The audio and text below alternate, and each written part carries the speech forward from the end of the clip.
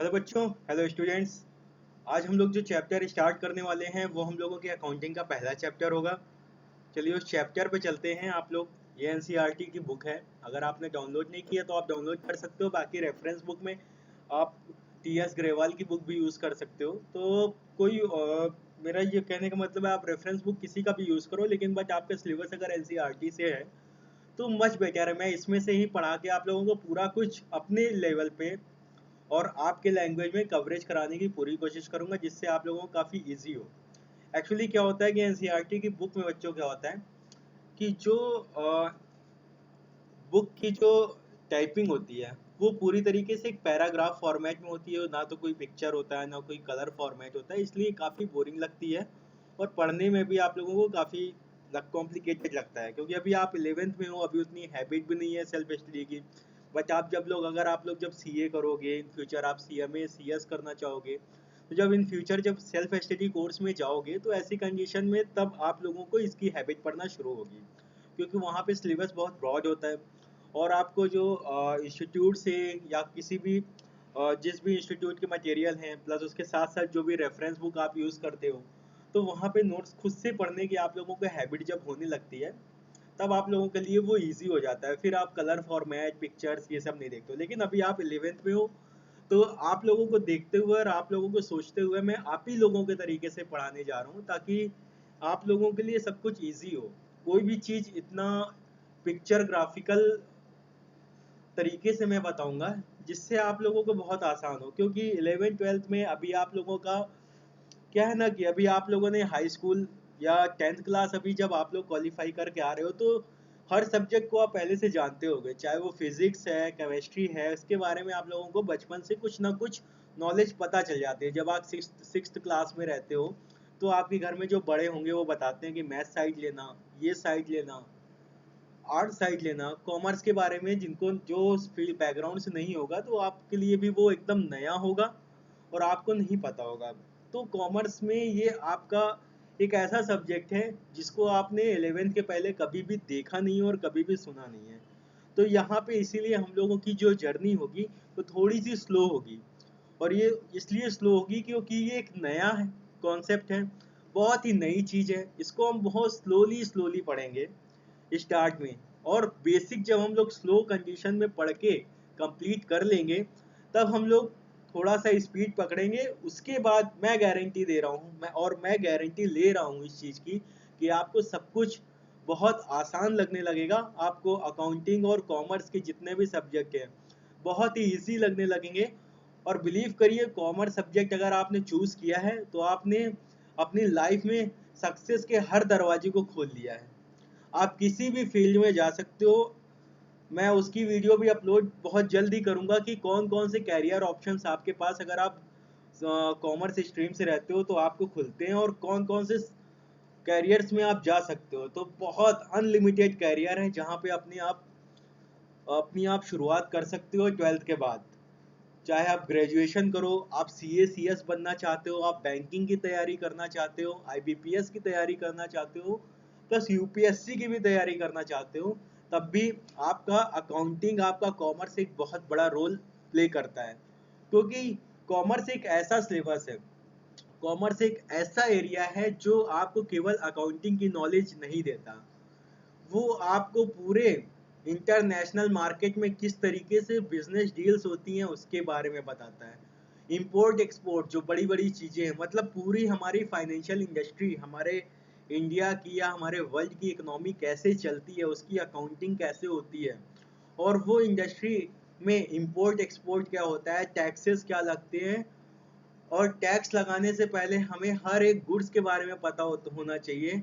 क्योंकि आपको अगर पता नहीं होगा, अभी आप बच्चे हो, कि जीएसटी जो है ना, जो जब जीएसटी रिफॉर्म में आया तब जीएसटी में जितने भी आइटम्स होते हैं आपको उन सारे आइटम्स की कैटेगरी पता होती है, उसके बिजनेस के बारे में पता होता है, तब आप टैक्स करते हो। तो अगर कोई बोले कि एक कॉमर्स को कोई ये बोले कि एक जुदा जुदा सा सब्जेक्ट है जो मैथ नहीं ले पाते हैं, जिन जो बहुत एजुकेटेड नहीं होते हैं वो इसको लेते हैं, तो आपके पास पूरा जवाब है। मैथ मैथ अगर जो भी लेते हैं या कुछ भी लेते हैं तो उनका एक सेट स्ट्रीम है कि वो उन्हें उसी स्ट्रीम में जाना है। लेकिन अगर वो ये कंपेयर करते हैं कि mathematics is best and commerce is something average average, तो ये उनकी गलत फहमी होगी, क्योंकि कॉमर्स भी एक अलग डिवीज़न है।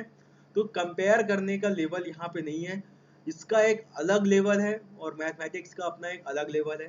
तो कभी भी अगर कोई आपसे बोले कि कॉमर्स सब्जेक्ट क्यों ले रहे हो, मैथमेटिक्स उससे बेटर है, तो आप यहाँ पे वो जवाब दे सकते हो कि मैथमेटिक्स का एक अपना अलग स्कोप है, कॉमर्स का एक अलग स्कोप है जो कि वर्ल्ड वाइड बहुत ही इम्पोर्टेंस रखता है। और बहुत सारे स्ट्रीम है, बिलीव करिए, बहुत सारे स्ट्रीम है। अगर आप कॉमर्स चूज कर रहे हो तो आपने बहुत ही अच्छा सब्जेक्ट चूज किया है, जहाँ पे आपको कभी भी एक तो अनएम्प्लॉयमेंट की दिक्कत नहीं होगी। आप किसी भी स्टेज पे जाओगे और अगर आपके अंदर कैपेबिलिटी है तो आप बहुत सारे ऐसे वर्क है, खुद अपने वर्क को स्टार्ट करके अपना सेल्फ एम्प्लॉयमेंट स्टार्ट कर सकते हो। तो चलिए बच्चों, आज हम लोग शुरू करने जाते हैं जो कॉमर्स इंडस्ट्री में सबसे पहला जो एक सब्जेक्ट आता है, अकाउंटिंग। अकाउंटिंग के बारे में मैंने थोड़ा सा बेसिक बताया था कि प्रैक्टिकल वर्ल्ड में अकाउंटिंग का यूज़ क्या होता है, वो पिछली वीडियो में। आप आप स्टेप वाइज चलिएगा, जैसे जैसे वीडियोस के कंटेंट हैं आप वैसे ही पढ़ेंगे तभी आप को रिलेट कर पाएंगे, अदरवाइज आप को रिलेट नहीं कर पाएंगे। तो लास्ट वीडियो आप देख लीजिएगा, उसके बाद ही मैं आप लोगों को सजेस्ट करूंगा कि इस वीडियो को देखिएगा, क्योंकि अभी आप 11th में हो तो आपको बहुत सी चीज़ें पता नहीं होंगी, तो मैं स्टेप वाइज उसको कवर करूंगा, जिसकी वजह से आप लोगों को भी काफ़ी इजी रहेगा। तो ये पहला चैप्टर हम लोग स्टार्ट करने वाले हैं, इंट्रोडक्शन टू अकाउंटिंग। तो यहाँ पे देखिए एक बहुत बड़ा पैराग्राफ दिख रहा है, तो ये ऐसे आप लोगों को पैराग्राफ वाइज पढ़ाऊंगा तो आप लोगों को क्लियर शायद कम हो और काफ़ी बोरिंग लगेगा। तो चलिए हम लोग को एक कहानी पे चलते हैं। मैंने पीपीटी बनाई हुई है, आप लोग नीचे डिस्क्रिप्शन में मैं चैनल का टेलीग्राम का लिंक दे दूंगा, आप वहाँ पे उस चैनल को उस ग्रुप को ज्वाइन कर लेंगे तो ये सारे चीज़ें मैं उसमें पोस्ट करता रहूँगा। और आपकी क्वेरीज भी अगर कोई होंगी तो क्वेरीज भी आप हमें व्हाट्सएप करेंगे तो मैं उसकी भी सॉल्यूशन आपको सैटरडे और संडे में दिया करूँगा, हर वीकेंड में आपको दिया करूँगा। तो पूरी तरीके से हमारा सपोर्ट रहेगा, जिस भी तरीके की आपकी प्रॉब्लम होगी उसको सॉल्यूशन प्रोवाइड करना भी हमारी पूरी टीम का जो टारगेट होगा वो रहेगा। और आप किसी भी बोर्ड से हो, आप लोगों को कोई भी प्रॉब्लम नहीं क्रिएट होगी, इसकी गारंटी मैं लेता हूँ। तो चलिए पहला चैप्टर अब स्टार्ट करते हैं बिना टाइम वेस्ट किए हुए, जो कि है इंट्रोडक्शन ऑफ अकाउंटिंग। अकाउंटिंग का यूज़ क्या है हमारे प्रैक्टिकल वर्ल्ड में, पिछले वीडियो में मैंने बताया, बस उसका एक थोड़ा सा आप लोगों को समरी बताता हूँ कि अकाउंटिंग क्या है। प्रैक्टिकल वर्ल्ड में बहुत सारे लेन देन होते हैं। मैंने पहले भी बताया कि अगर आप कॉमर्स इंडस्ट्री में आ गए हो तो अपने आप को एक बिजनेसमैन समझो, अपने आप को एक ऐसा पर्सन समझो जो बिजनेस कर रहा है पूरी तरीके से। तो अगर आप कोई भी बिजनेस स्टार्ट करते हो तो उस बिजनेस में कोई भी चीज़ बाई होती है, कोई भी चीज़ सेल होती है। जैसे आपकी एक शॉप खोलते हो, आप रेस्टोरेंट खोलते हो, कुछ भी खोलते हो, तो आप कुछ ना कुछ बाई करते हो और कुछ ना कुछ सेल करते हो। और इतने ज़्यादा बड़े बड़े ट्रांजेक्शन करते हो, इतने हैवी, और एक दिन में कम से कम बड़े बड़े जो फर्म्स हैं वो हजारों ट्रांजेक्शन्स करते हैं, तो माइंड में वो सब याद करना बहुत ही मुश्किल होता है। तो वो कहीं ना कहीं एक बुक में लिखते हैं, और एक बुक में लिखते हैं अपनी अंडरस्टैंडिंग के लिए, और उसी बुक में लिखने के बाद वो किसी न किसी अकाउंटेंट को हायर करते हैं। तो अकाउंटेंट क्या करता है, अकाउंटेंट ने सब कुछ सीखा होता है, अकाउंटेंट को सब कुछ पता होता है, तो एक सेट पैटर्न में वो सब कुछ डेबिट और क्रेडिट करता है। इसके बारे में बताऊंगा मैं आपको, अभी केवल नॉलेज के लिए समझ लीजिए कि आप जैसे बैंक से भी पैसा निकालते हो तो आपके सामने लिखा होता है डीआर और सीआर, मतलब पैसा जब जमा करते हो तो अगर अभी नहीं देखा है तो अभी आप वीडियो को पॉज करना, पासबुक जो भी घर में रखी होगी मम्मी की, पापा की, 5 मिनट के लिए लेकर के आना, उसमें देखना जब जब आपके पेरेंट्स ने या आपने पैसा जमा किया होगा तो उसमें आपके अमाउंट के आगे सीआर लिखा होगा, और जब जब आपने पैसा निकाला होगा तो उस अमाउंट के आगे डीआर लिखा लिखा होगा। तो इसके बारे में आगे बात करेंगे, प्रॉपर बात करेंगे, तो जल्दबाजी करने की जरूरत नहीं है। बस एक नॉलेज के लिए बता रहा हूँ कि ये एक अकाउंटिंग टर्म है कि जब पैसा निकलेगा तब वो डेबिट होगा, जब पैसा उसमें बिजनेस में जमा होगा या कहीं से पैसा आएगा तो सीआर लिखा होता है, मतलब क्रेडिट होता है। तो ये एक अंडरस्टैंडिंग के लिए बताता हूँ, तो इसी पैटर्न को लिखने का तरीका अकाउंटिंग हमें सिखाता है। तो समय अकाउंटिंग ऐसा नहीं है कि नया है, अकाउंटिंग बहुत सालों से होती आ रही थी, बहुत पुराने सालों से अगर देखा जाए तो, लेकिन सबके अपने अकाउंटिंग करने के तरीके अलग थे। फिर जगह जगह पे प्रॉब्लम होने लगी, हमारा यूनिवर्सल ग्रोथ हुआ, बहुत अलग अलग कंट्रीज के साथ हमारे व्यापार होना शुरू हुए, तो एक इंटरनेशनल स्टैंडर्ड बनाया गया। उस स्टैंडर्ड के थ्रू फिर अकाउंटिंग की जाने लगी कि जैसे सपोज करिए कि इंडिया में अगर कोई अकाउंटिंग हो रही है और हम माल जो भेज रहे हैं अपना एक्सपोर्ट कर रहे हैं जैसे यूएस में, बाहर, अब छोटे लेवल पे मत सोचिए कि केवल हम इंडिया में एक दुकान से किसी लोकल जगह पे बेच रहे हैं, बड़े बिजनेसमैन की तरह सोचिए कि आप इंडिया में बैठे हुए हैं, इंडिया में बैठ के आप फॉरेन में कोई भी माल सेल कर रहे हैं, तो वहाँ की अकाउंटिंग यहाँ की अकाउंटिंग मैच नहीं करेगी तो बहुत प्रॉब्लम होगी। आप समझ नहीं पाओगे कि उसने किस चीज़ पे आपका टैक्स लगाया है, किस चीज़ का चार्जेस काटा है। तो इसी तरीके से तो जो एक स्टैंडर्ड बॉडी है इंटरनेशनल, उसने पूरे वर्ल्ड में अकाउंटिंग सिस्टम का एक सेट पैटर्न बनाया कि इसी तरीके से पूरे वर्ल्ड में अकाउंटिंग होगी।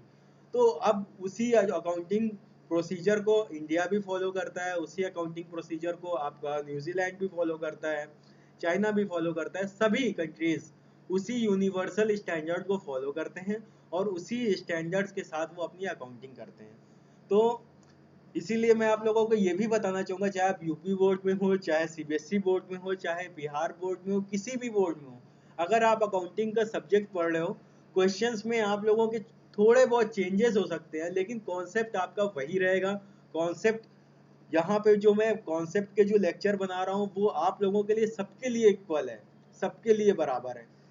तो आप यहीं से आप अपने कॉन्सेप्ट क्लियर करो। कॉन्सेप्ट के बाद अगर कोई भी डाउट जब मैं क्लियर कराऊंगा, अगर कोई डाउट आप लोगों को अपनी बुक से प्रॉब्लम होगी तो उसका आप व्हाट्सएप करना, आप टेलीग्राम पे भेजना, हम लोग सॉल्यूशन उसका प्रोवाइड करेंगे आपको। उसका वीडियो बनाना होगा तो वीडियो के थ्रू भी हम कर सकते हैं, और पार्टिकुलरली अगर लगता है छोटा सा डाउट है तो मैसेज में भी मैं क्लियर कर दूंगा आप लोगों को। तो अब स्टार्ट करते हैं। तो ये थोड़ी सी कहानी थी कि पुराने इतिहास से लेके अभी जो इंटरनेशनल लेवल पे हम लोग जो करते हैं अकाउंटिंग, सब कुछ एक सेट पैटर्न है, उसी स्टैंडर्ड पे हम लोग करते हैं, तो सब कुछ यूनिफॉर्म है, सभी जगह पे एक तरीके का है। अब देखिए यहाँ पे कुछ लोग दिख रहे होंगे, यहाँ पे ये आप लोगों को मान लेता हूँ मैं, तो मतलब ऐसा नहीं दिखता हूँ, आप लोगों का मान लेता हूँ। देखिए ये हमारा क्या है, हमारा जो ह्यूमन सिविलाइजेशन है, हमारी भी, क्या आप लोगों को पता होगा, आप लोगों ने बचपन में हिस्ट्री में पढ़ा होगा कि बहुत सारी सिविलाइजेशंस को क्रॉस करते हुए हम लोग इस स्टेज पे पहुंचे हैं कि आज हम लोगों का माइंड इतना वर्क करता है, आज हम लोग टेक्नोलॉजी में इतना डूबे हुए हैं, नई नई इन्वेंशंस करते हैं। तो पहले हम लोग ऐसे नहीं थे। ह्यूमन सिविलाइजेशन क्या था, पहले ये माना जाता था कि हम लोग बहुत ही प्राचीन सभ्यता में एज अ मंकी की तरह हम लोग थे उस टाइम पे। फिर धीरे धीरे हमारी सभ्यता विकास करती चली गई, हमारा जो सिविलाइजेशन है वो चेंज होता चला गया, फिर हम लोग चेंज होते गए, फिर हमारा माइंड ब्रॉड हुआ, फिर हमने बोलना सीखा, फिर कुछ काम करना सीखा। इसी तरीके से ह्यूमन टाइम टू टाइम, बहुत सदियों से, बहुत सारे सालों से धीरे धीरे हमारा डेवलपमेंट होता चला गया। लेबोरियस वर्क के साथ साथ फिर मेंटल वर्क में भी आए। तो ये आप हो एक तरीके से, चलिए बुरा नहीं मानिएगा, एक तरीके से यही बता रहा हूँ कि बहुत प्राचीन सभ्यता के पर्सन है ये। फिर धीरे धीरे इनका विकास होता चला गया। मिस्टर एक्स हैं, आप भी नहीं हो, मिस्टर एक्स हैं। पहले वो बंदर थे, फिर वो आगे बढ़े, फिर वो आगे बढ़े, ऐसे बढ़ते बढ़ते फिर वो कंप्यूटर पे आ गए। अब कंप्यूटर पे अकाउंटिंग करते करते अब टेक्नोलॉजी में बैठे हैं, वो पबजी खेल रहे हैं, ठीक है, यहाँ पे मोबाइल में। वो पबजी खेलते हुए तो लोगों को लग रहा होगा, यहाँ कुछ बच्चे कह रहे होंगे सर क्यों दुखती रख पे आपने हाथ रख दिया है, पबजी बैन हो गया है। अब हम लोग फ्री फायर खेलते हैं, ठीक है, फ्री फायर खेलो, आप चाहे जो खेलो, लूडो खेलो, रमी खेलो, आप जो भी खेलो। तो मेरा वहाँ पे बताने का कॉन्सेप्ट नहीं था। तो यहाँ पे बस बताना था, जिस तरीके ह्यूमन सभ्यता, जो मानव की सभ्यता थी, ह्यूमन सिविलाइजेशन चेंज होती चली गई, हमारा माइंड चेंज होता चला गया, उसी तरीके से अकाउंटिंग का भी इवोल्यूशन हुआ। अकाउंटिंग की उसी तरीके से चेंज होती चली गई। अकाउंटिंग में पहले क्या हुआ, जब हमारा सिविलाइजेशन थोड़ा सा चेंज हुआ तो हम लोगों में बार्टर सिस्टम शुरू हुआ। बार्टर सिस्टम मतलब कि वस्तुओं का आदान प्रदान। एक बंदा पहले जब हम लोग की सभ्यता काफी डेवलप हुई, फिर हम लोगों ने खेती करना शुरू किया, खेती करने लगे और कोई लोहार बना, किसी ने कोई दूसरा काम कर रहा है, कोई पशुओं को पाल रहा है, कोई गायों को पाल रहा है, तो सभी ने अपने अपना हिसाब से काम करना शुरू किया। तो उस टाइम पे क्या हुआ कि उस समय पैसा तो था नहीं, उस टाइम पे गाय किसी को चाहिए होती थी तो एक बंदा दूसरे से चावल लेता था और दूसरे को गाय देता था, तो उसी हिसाब से लोग अपनी अकाउंटिंग करना शुरू कर दिए।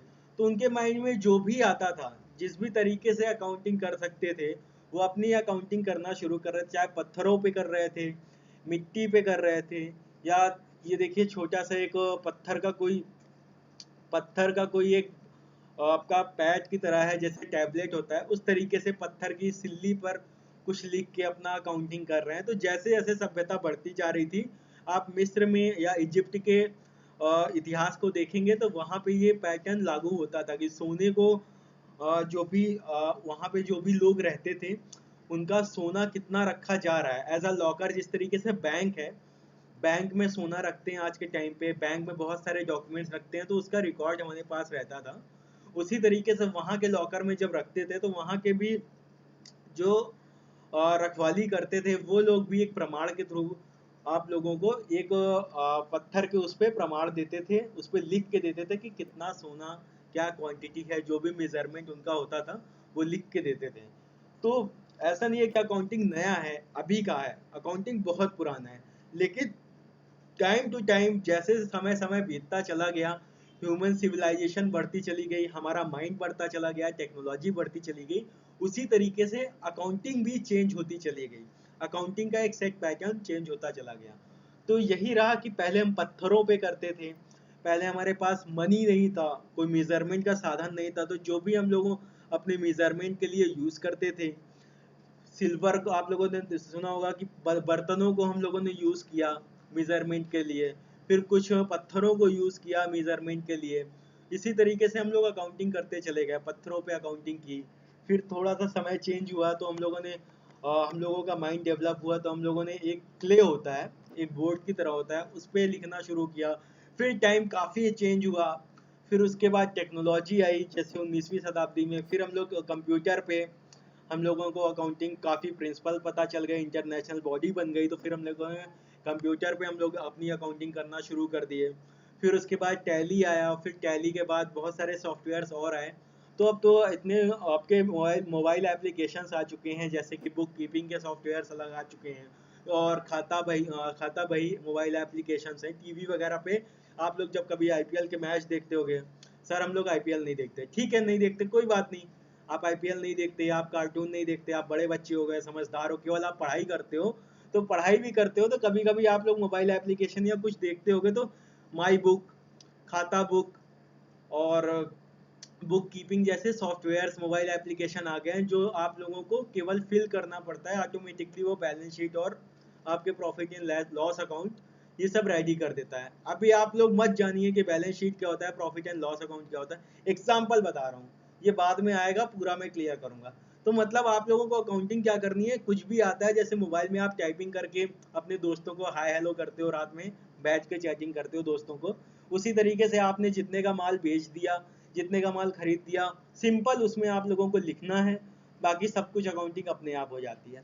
तो अकाउंटिंग का भी जो प्रोसीजर है वो हमारे इतिहास में जैसे जैसे डेवलपमेंट होता गया, हमारी हिस्ट्री जैसे जैसे आगे बढ़ती गई, ह्यूमन सिविलाइजेशन, ह्यूमन का माइंड जिस तरीके से डेवलप करता गया, टेक्नोलॉजी डेवलप करती गई, और टेक्नोलॉजी डेवलप करते हुए अकाउंटिंग का भी पैरामीटर चेंज होता चला गया।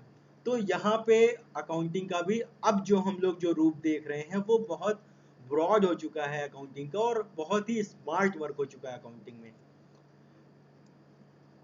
अब जो प्राचीन इतिहास के बारे में मैंने बताया कि कैसे कैसे अकाउंटिंग होती थी, ये पिक्चर्स हैं उसकी कुछ, कि कोई छोटे छोटे पत्थरों के गोल बना के, जो भी मैंने बताया, जो भी पैरामीटर उनको लगता था, उस पैरामीटर को, उस चीज को वो यूज करते थे अकाउंटिंग करने के लिए, उसको मेजरमेंट करने के लिए। तो ये उनकी लैंग्वेज थी, छोटी छोटी, यही क्ले हैं जो पत्थरों पे, मतलब एक ट्रे की तरह है, इसको यूज करते थे वो अकाउंटिंग करने के लिए, अपनी लैंग्वेज में, जो भी लैंग्वेज उनको उस समय समझ में आती थी, जो पुराने इतिहासों में जो हमारी प्राचीन सभ्यताएं हैं अलग अलग देशों की, अलग अलग पूरे वर्ल्ड में, तो अपने लैंग्वेज में वो लिखते थे, अपने हिसाब से वो लिखते थे। जैसे बचपन में जब आप छोटे होते हो, याद करिए, जब आप छोटे होते हो तो जैसे आप लोगों को 5 में से 3 माइनस करना होता है, तो आप लोगों को लाइन खींच दी जाती है, 5 लाइन्स छोटी छोटी खींची जाती है, फिर 3 लाइन्स को काट दिया जाता है, फिर पढ़ाया जाता है कि अब बच्चों कितना बचा, आप कहते हो 2 बचा। उसी तरीके से वो भी अपने हिसाब से, अपने माइंड के डेवलपमेंट के हिसाब से अपनी अकाउंटिंग करते थे। तो वो भी अपने हिसाब से अकाउंटिंग करते थे। फिर कागज का, फिर उसके बाद पेपर्स का आपका इनोवेशन हुआ, फिर धीरे धीरे समय जैसे जैसे चेंज हुआ, लैंग्वेज चेंज हुई, इंग्लिश लोग अडॉप्ट करने लगे, इंग्लिश लैंग्वेज पूरे वर्ल्ड में फैल गई। आज हम लोग भी यूज़ करते हैं पूरे वर्ल्ड में इंग्लिश। ये आप मानिए कि इंग्लिश जो वर्ड है वो पूरे वर्ल्ड में बोली जाती है। अगर आप जैसे सपोज करिए मैं यहाँ पे हिंदी में बोल रहा हूँ, अगर सब टाइटल नीचे लगा दूँ, आप हॉलीवुड की मूवीज़ देखिए, वो अगर बोलते हैं हिंदी में डब होती है तो उसके नीचे आप लोगों के सब टाइटल लगे होते हैं, जिससे आप इंग्लिश में किसी भी वर्ल्ड में अगर वो मूवी रिलीज़ की जा रही हो, अगर आप लैंग्वेज नहीं सुन पा रहे हो, नहीं समझ पा रहे हो, तो नीचे सब टाइटल से आप समझ जाओगे कि वो कैसे आपका क्या बोलना चाह रहा है उस सबटाइटल की, क्योंकि इंग्लिश एक यूनिफॉर्म लैंग्वेज हो चुकी है, पूरे वर्ल्ड में बोली जा रही है। तो उसी तरीके से जैसी जैसी सभ्यता थी, मिस्र में अलग, ठीक है, अफगानिस्तान में अलग, जैसे जैसे सभ्यताएं थी वैसे वैसे सभ्यताओं ने अपने अपने लैंग्वेज यूज़ किए, अपने अपने तरीके यूज़ किए अकाउंटिंग करने के लिए। तो यही पत्थरों को यूज़ करता था, कोई छोटे छोटे बॉल्स बना के मेजर करता था, कोई अपनी लैंग्वेज में इस तरीके से लिखते थे, ठीक है। तो यही उनका एक तरीका था अकाउंटिंग करने का। तो इसी से हमें पता चलता है कि अकाउंटिंग आज की नहीं है, अकाउंटिंग सदियों पुरानी है, बहुत पुरानी है। और आज हम लोग इसका पूरा डेवलप रूप देख रहे हैं। अब आते हैं अकाउंटिंग के हमारे जो बुक में दी गई है डेफिनेशन, और जो आज के टाइम में हमारे बुक में अकाउंटिंग की जो एक स्टैंडर्ड डेफिनेशन दी जाती है, उसको पढ़ते हैं। देखिए, पहले कहा जाता था कि फाइनेंशियल रिकॉर्डिंग क्या है। यहाँ पे ये आदमी दिख रहा होगा पहले, ये आदमी क्या है, ये ज्ञानी आदमी है और ये अकाउंटेंट है। ज्ञानी आदमी कह रहा है, पहले के बारे में बता रहा है कि तुम्हारा काम क्या है, तुम्हारा काम केवल बुक कीपिंग करना है, केवल फाइनेंशियल जो भी ट्रांजैक्शन है, जो भी लेन देन है, किसी से मैं कुछ खरीद रहा हूँ, कुछ बेच रहा हूँ, कुछ भी ट्रांजैक्शन चल रहा है, कुछ मैं खर्चे कर रहा हूँ, तो उसको रिकॉर्ड करना तुम्हारा काम है, ये अकाउंटेंट को बता रहा है, ठीक है। तो पहले यही माना भी जाता था, पहले की जो डेफिनेशंस है, पहले का जो अकाउंटिंग का जो रोल है, उसमें ये माना जाता था कि फाइनेंशियल रिकॉर्डिंग क्या है। फाइनेंशियल रिकॉर्डिंग कुछ नहीं है, जो भी कोई बिजनेस के ट्रांजेक्शन है, उसके खर्चे हैं, उसकी इनकम है, उसका बाई है, वो कोई चीज़ खरीद रहा है बाहर से माल, या कोई चीज़ सेल कर रहा है किसी बंदे को, किसी को उधार पैसा दे रहा है, तो वो सब चीज़ को रिकॉर्ड करना किसी किताब में, किसी बुक में, वही केवल फाइनेंशियल रिकॉर्डिंग ही अकाउंटिंग कहलाता है। बट आज के टाइम पे ये डेफिनेशन पूरी तरीके से फ्लॉप हो चुकी है। आज के टाइम पे एक अकाउंटेंट का रोल बदल चुका है। अकाउंटेंट मतलब कि आप, मतलब कि छोटे से हम, आप और हम लोग अकाउंटेंट है। अब फील करेंगे अपने आप को कि अब हमारा रोल छोटा नहीं है, हम बहुत बड़े हो चुके हैं, हम सीए बनने वाले हैं, हम बहुत बड़े इंडस्ट्री में जाने वाले हैं। अब हमारा छोटा मोटा काम नहीं है, हम रिकॉर्डिंग नहीं करते, हम बहुत बड़ा काम करते हैं। तो क्या काम करते हैं, तो वो आज की डेफिनेशन हमें बताएगी कि हम क्या काम करते हैं। आज हम लोग जो भी फाइनेंशियल डेटा है, आप जो भी ट्रांजेक्शन करते हो, चाहे बेचते हो, खरीदते हो, एक्सपेंस करते हो, आप कोई भी इनकम जनरेट करते हो, उसको, उस डेटा को हम लोग कलेक्ट करते हैं और एक स्टैंडर्ड फॉर्म में उसकी रिकॉर्डिंग करते हैं। और रिकॉर्डिंग करने के बाद उसको पूरा जो उसका सिस्टमेटिक रिकॉर्डिंग है, उसके बाद जो भी उसका फाइनेंशियल डेटा जो निकल के आता है, जो भी उसकी इंफॉर्मेशन निकल के आती है, वो हम लोग यूज़र्स को कम्युनिकेट करते हैं। अभी आप लोग यूज़र्स भी नहीं जान रहे हो, अभी आप लोग फाइनेंशियल इंफॉर्मेशन भी नहीं जान रहे हो, वो आगे भी मैं आप लोगों को बताऊंगा। यहाँ पे केवल डेफिनेशन पे ध्यान रखिएगा कि आप लोग डेटा को कलेक्ट करते हो, उसको एक रिकॉर्ड करते हो किसी एक पार्टिकुलर फॉर्मेट में, और रिकॉर्ड करने के बाद जो भी उस फाइनेंशियल इंफॉर्मेशन को पढ़ता है, जिस जिस लोगों के लिए वो ज़रूरी होता है, सपोज करिए कि यूजर्स को, मैं छोटा सा एग्जांपल बता रहा हूँ, आगे मैं बताऊंगा डिटेल में, कि सपोज करिए कि जो फाइनेंशियल इंफॉर्मेशन आती है, बड़ी बड़ी कंपनी है जो जिसके शेयर्स भी चल रहे हैं, बड़ी बड़ी कंपनी है जैसे रिलायंस इंडस्ट्रीज है, रतन टाटा जी की टाटा एंड सन्स है, तो उनका बहुत बड़ा बड़ा फाइनेंशियल इंफॉर्मेशन होता है। आप लोग सुनते हो कि बैलेंस शीट, रिलायंस इंडस्ट्रीज को इतने करोड़ का फायदा हुआ, जियो ने लॉन्च करते ही इतने लाख करोड़ का जियो का भी घाटा हुआ, वो इतना क्वार्टर वाइज उसका इतना प्रॉफिट हो रहा है। तो वो सारे प्रॉफिट देख करके शेयर होल्डर्स पैसा लगाते हैं, शेयर होल्डर पैसा लगाते हैं, गवर्नमेंट भी आती है, भैया तुमने इतना प्रॉफिट कमाया, हमारा टैक्स तो दो, तो टैक्स भी आप लोगों को मिलता है। और वही फाइनेंशियल इंफॉर्मेशन लेके बड़ी बड़ी कंपनीज बैंकों के पास जाती हैं कि भैया हमें अपना बिजनेस बढ़ाना है, हमें कुछ उधार दे दो। कहता है अपना फाइनेंशियल इंफॉर्मेशन लाओ, फाइनेंशियल इंफॉर्मेशन देख करके देखती है तुम्हारे पास कैश इतना ज़्यादा है, एसेट तुम्हारे पास इतना है, मतलब तुम भागोगे नहीं, हमारा पैसा लोगे तो भागोगे नहीं, दे पाओगे क्योंकि तुम्हारी इनकम इतनी है। तो वही लोग यूजर्स होते हैं जो आप लोगों को उधार माल देते हैं, आप लोगों को पैसा उधार देते हैं, आप लोगों से टैक्स लेते हैं। तो फाइनेंशियल इंफॉर्मेशन की मदद से जो जो आप लोगों से कनेक्टेड है आपके बिजनेस से, वो हमारे हो गए यूजर्स। तो अब आप लोगों को माइंड में क्लियर हो जाना चाहिए कि आप बहुत बड़ा काम कर रहे हो, आप अकाउंटिंग कर रहे हो। अकाउंटिंग में क्या है, आपको चारों आंखें, मतलब कि आपको दोनों आंखें खोलनी है, अपने हाथ पैर सब कुछ एकदम देखना है कि आपको प्रॉपर अकाउंटिंग करनी है, उसे रिकॉर्ड करना है और इस फाइनेंशियल इंफॉर्मेशन को एकदम सही सही देना है।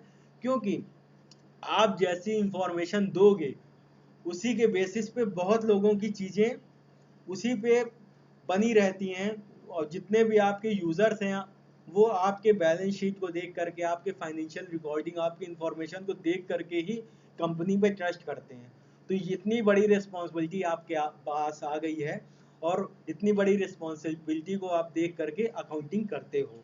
तो ये स्टोरी लाइन में ये जो एक एग्जाम्पल है, ये जो आप लोगों की डेफिनेशन है, ये यहाँ पे कंप्लीट होती है।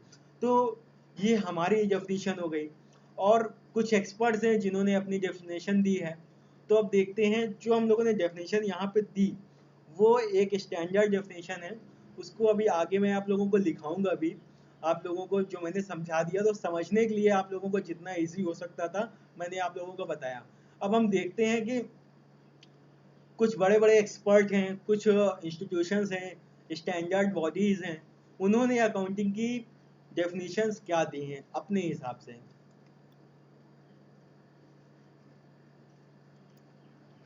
अब ये देखिए, 1941 में the American institute of certified public accountant AICPA, ये AICPA का हेड क्वार्टर है जिसके पिक्चर आप लोगों को नीचे दिख रही है, ठीक है। AICPA ने बोला accounting as a art of recording, classifying and summarising in a significant manner and in terms of money transactions and events which are in part at least of financial character and interpreting the result thereof।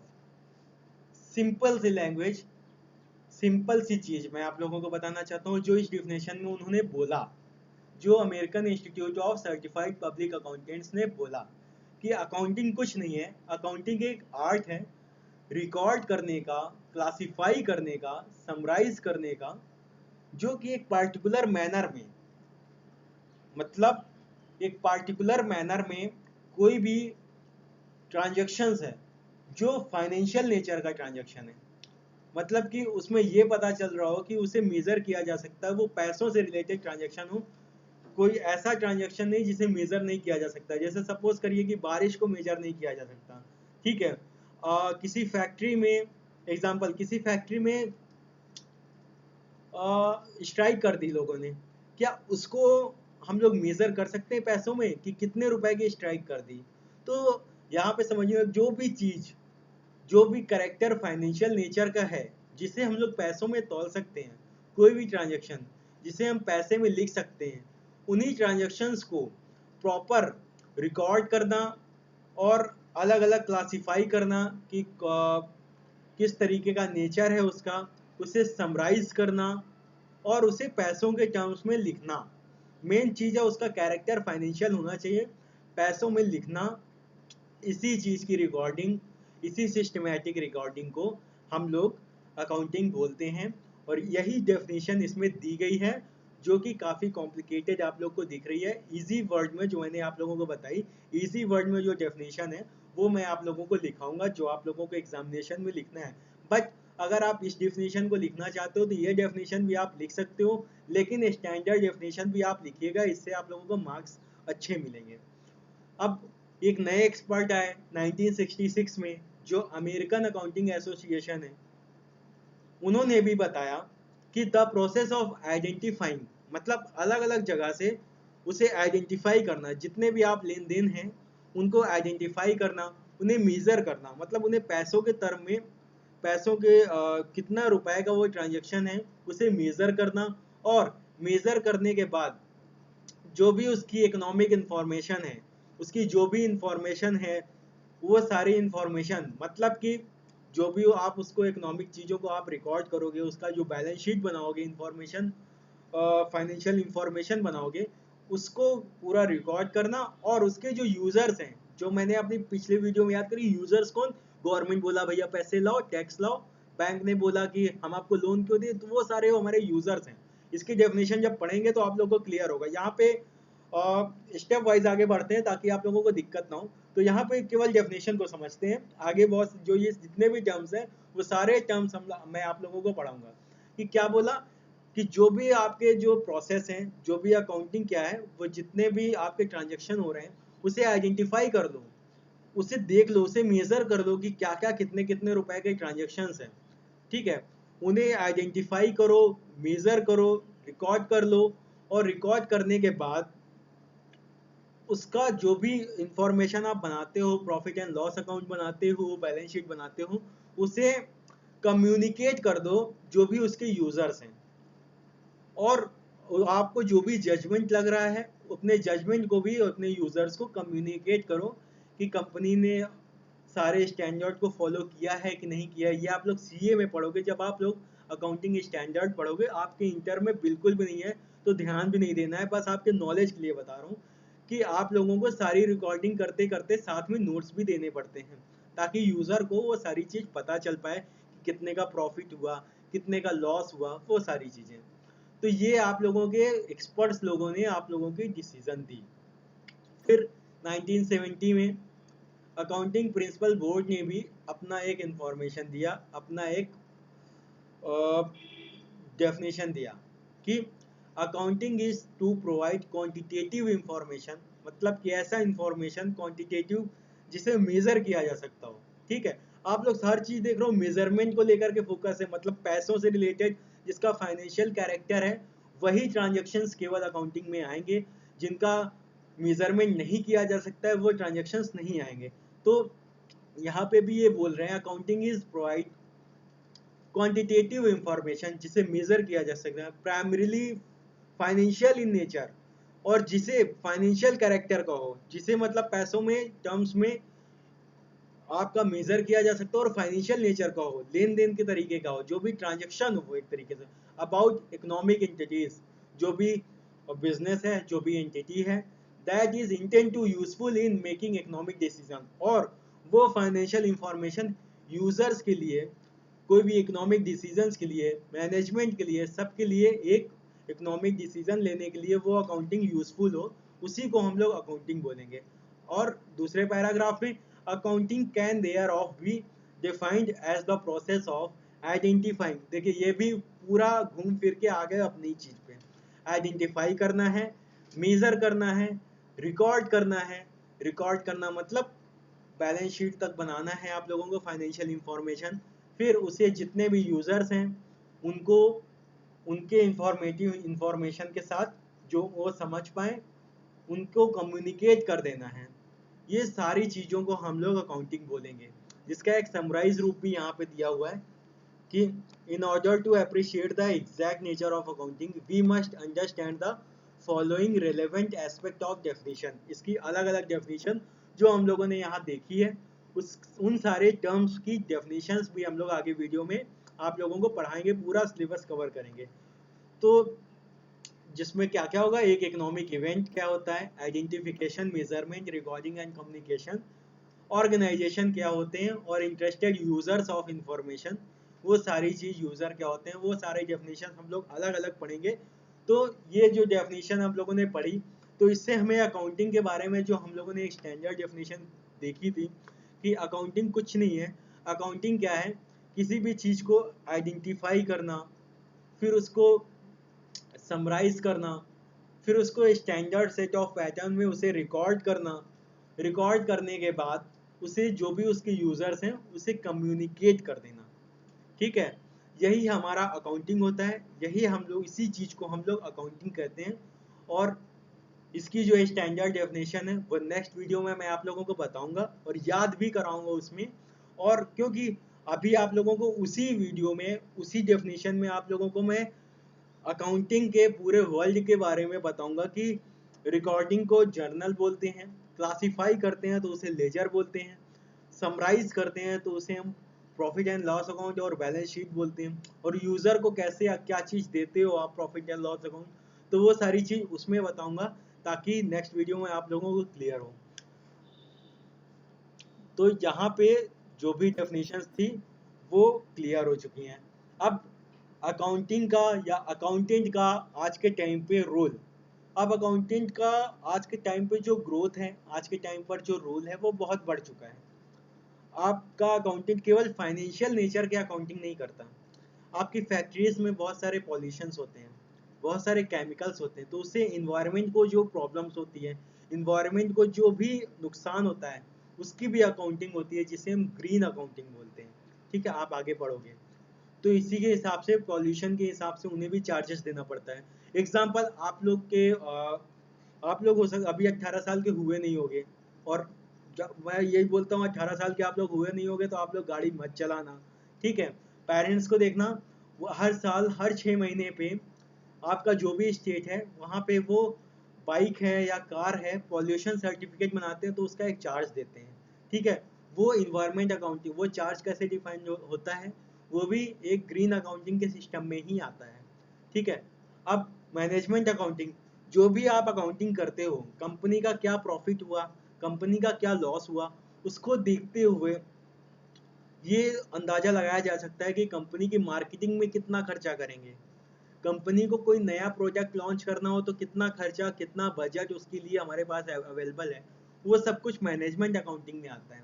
और साथ ही साथ बहुत सारे cyber crimes होते हैं आज के time पे, कि ऑनलाइन किसी ने पैसा चोरी कर लिया, ऑनलाइन क्या हुआ, ओटीपी आया, किसी ने फ्रॉड बन के कॉल किया, तो किस अकाउंट से किस अकाउंट में ट्रांजेक्शन्स किया, उसको डिटेक्ट करना, उन साइबर क्राइम्स को डिटेक्ट करना, वो भी एक तरीके के अकाउंटिंग सॉल्यूशन होता है, उसे भी हम लोग फॉरेंसिक अकाउंटिंग कहते हैं।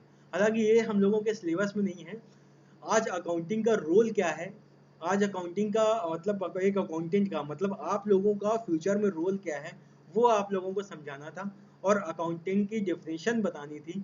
अकाउंटिंग का हिस्ट्री कैसे बढ़ा, अकाउंटिंग कैसे हमारे आज के टाइम में इतना ग्रोथ कर चुका है, और अकाउंटिंग का आज के टाइम में कितना बड़ा पूरे वर्ल्ड में उसका रोल है, ये आप लोगों को इस वीडियो में बताना था, पहले क्लास के लेक्चर में आप लोगों को बताना था, जो मैंने आप लोगों को यहाँ पे बताया।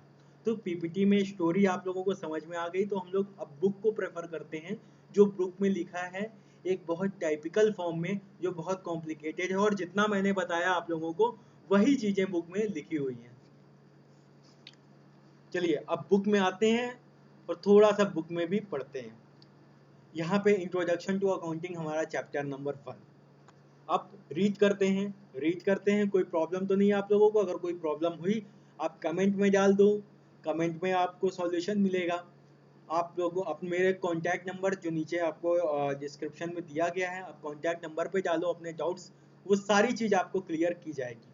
ठीक है, तो देखते हैं अब यहाँ पे जो मैंने आप लोगों को जो स्टोरी बताई वही स्टोरी यहाँ पे लिखी हुई है, कुछ भी नया नहीं लिखा है।